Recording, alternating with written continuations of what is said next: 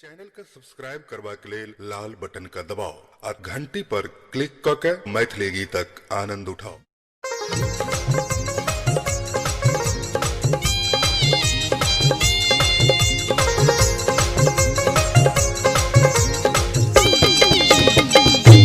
राजा जनक जी के बाग में, राजा जनक जी के बाग में, राजा जनक जी के बाग में अलवेला रघुवर आयो जी। राजा जनक जी के बाग में अलवेला रघुवर आयो जी।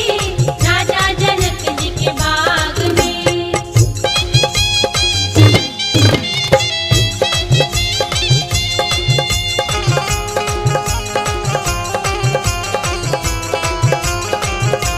सोने के थारी में बिरिया लगावल,